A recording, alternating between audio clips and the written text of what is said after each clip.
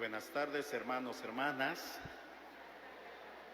Hoy estamos celebrando con toda la iglesia esta fiesta de la conversión de San Pablo, este gran hombre, este gran apóstol del Señor, que a su tiempo también recibió ese llamado de perseguidor a gran servidor y trabajador en la iglesia.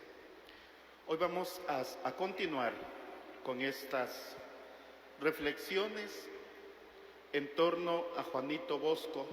Estamos haciendo estas reflexiones, sobre todo estas primeras, en torno a la niñez, esa fase, esa parte que también a nosotros nos enseña mucho, y sobre todo en esta manera de ir discerniendo, de ir buscando, de ir aclarando esa llamada que Dios le hizo. Hemos visto que en el sueño de los 9 años marca para Juanito una pauta con respecto a su vocación. Es el llamado de Dios que le hace a Juanito. Y sin duda ya aquí aparece claro algo que es muy puntual y muy específico en Don Bosco, que es el atender a los jóvenes. Por eso le he dado el nombre a este tema, ese amor entrañable de Don Bosco hacia la juventud en este cuarto día de la novena. Como era en aquel tiempo, pero también no deja de ser muy diferente a nuestros tiempos y en todo momento, la situación de la juventud, la situación de los jóvenes, que en diferentes momentos y también ante situaciones de la vida, de la sociedad, tantas veces se ven en una situación de desprotegidos o poco atendidos, o muchas veces quedan a expensas de lo que venga. Pues sabemos que son los que están en menos desventaja siempre, los niños y los jóvenes. A veces ya uno de adulto, de grande, sabe cómo arreglárselas ante situaciones difíciles, pero los niños y los jóvenes son los que vienen, diríamos, a sufrir y a padecer también todas aquellas situaciones. El Señor, que es grande y misericordioso, ya lo mirábamos ahora también en la lectura, que el Señor se preocupa de todos. Dios nuestro Padre nos da y va presentando esas ocasiones y va haciendo esos llamados cuando se trata de salir al encuentro del amor, de la misericordia, de aquel que sufre, de aquel que padece. Y por eso el Señor, en su infinito amor y misericordia, suscita a Don Bosco con esta misión tan específica. Y para eso le va dando esos dones, carismas, en favor de los niños, en favor de los jóvenes y sobre todo de aquellos que están en desamparo. El mismo Don Bosco nos cuenta que a los 10 años, tan solo a los 10 años, ya realizaba algunas tareas compatibles de acuerdo a su edad y en favor de esos niños y jóvenes que realmente eran sus compañeros, sus amiguitos. Con ellos ya hacía una especie de oratorio festivo. ¿En qué consistía? En este encuentro con los niños y los jóvenes, Don Bosco ya leía, estudiaba el carácter de estos compañeros. Dice que mirándolos a la cara fácilmente podía darse cuenta de que era aquello que llevaban, que albergaban en su corazón. Don Bosco, entre los de su edad, entre sus compañeros, también era muy querido, muy respetado, era muy apreciado, al punto que cuando entre ellos había alguna diferencia, las cosas de niños, los pleitos de niños, siempre querían poner a Don Bosco como ese juez en medio de esas peleas que se daban. Porque aunque era el más pequeño de estatura, tenía una fuerza, tenía valor para meterse incluso con los compañeros ya más grandes, y imponía también ese respeto. Si se originaban enfados, disputas o riñas de cualquier género, él era el árbitro entre ellos. Al final, dice, todos quedaban, ante esa sentencia, quedaban satisfechos y ponían a él como el juez, como el árbitro, diríamos hoy. Ese es un don que ya desde niño se perfila en Juanito. Otro gran don que Juanito presentaba ya desde aquí es que hacía entre sus compañeros, entre sus amigos, se reunían en torno a narraciones. Era bueno para narrar, era bueno para contar, y con esto también atraía a muchos niños, incluso adultos. ¿Narraciones de qué? De los ejemplos que él escuchaba en los sermones, del catecismo, de las lecciones del catecismo o de alguna lectura que él pudiera hacer. Apenas sus compañeros lo veían, corrían casi en tropel para que les contase algo. Aunque Juanito reconoce que en ese momento, con dificultad, comenzaba a entender lo que él leía. Dice don Bosco que en estos niños se les unían numerosas personas adultas también, algunas veces unas que iban y venían de Castelnuovo, otras que se unían también en un prado que siempre se le iba a ver rodeado de centenares de personas, de niños, incluso también de adultos, que venían a escuchar, dice él, a ese pobre muchacho que fuera de tener una buena memoria, pues estaba en ayunas de toda ciencia, que no tenía mayor conocimiento, lo reconocía él, pero que también ante ellos era como un doctor, con todo lo que él hacía y les contaba. Durante las estaciones de invierno, todos reclamaban a Juanito en el establo para que les contase algunas historietas. Se reunía allí gente de toda edad, de toda condición, a disfrutar esa real velada. Lo escuchaban inmóviles por mucho tiempo, dice casi hasta 5 horas, que el pobre narrador se ponía en un banco para que todos lo vieran y para que todos pudieran escucharle.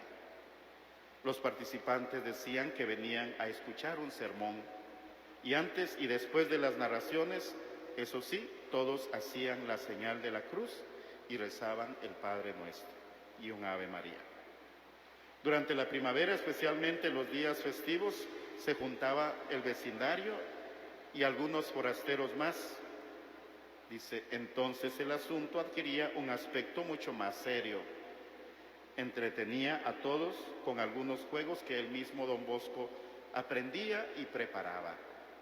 Lo que él hacía es que se iba a los mercados o a las ferias de su tiempo, porque ahí llegaban a veces los saltimbanquis o llegaban los charlatanes para hacer malabares, y don Bosco se iba, Juanito Bosco se iba, observaba bien, muy atentamente, todas aquellas proezas que estaban haciendo ahí.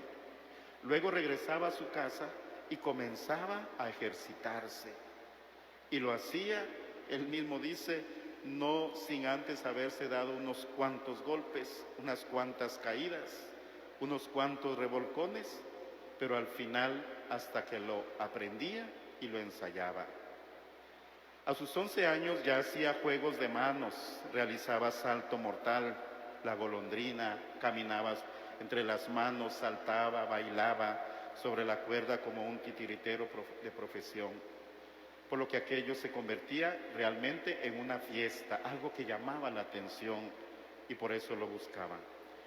En Ibequi decía, existe un prado, y en aquel entonces habían suficientes árboles, plantas, que les eran muy útiles para él, porque ataba a los árboles una cuerda, luego ponía una alfombra y en el suelo daba vueltas, y todo cuanto estaba preparado y todo ansioso para mirar a las novedades que él traía.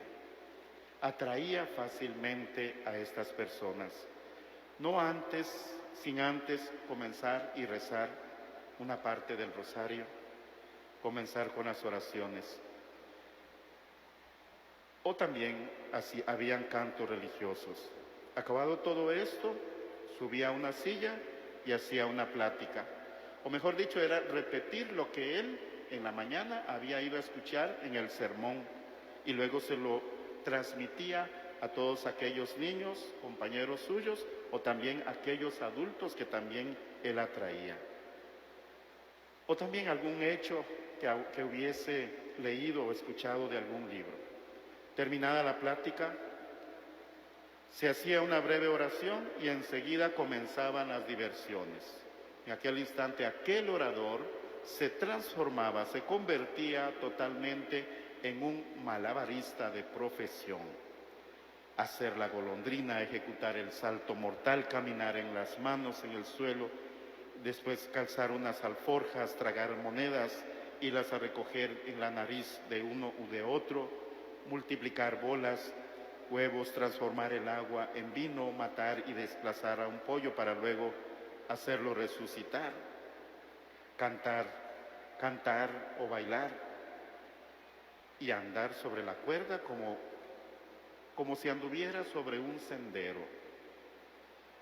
Todo esto es lo que Juanito hacía y buscaba creativamente para atraer y para transmitir ese mensaje a todos sus compañeros y a aquellas personas. Ya tras algunas horas de diversión y cuando ya estaba bien cansado, terminaban los juegos, se efectuaba una plegaria y cada cual volvía a sus asuntos.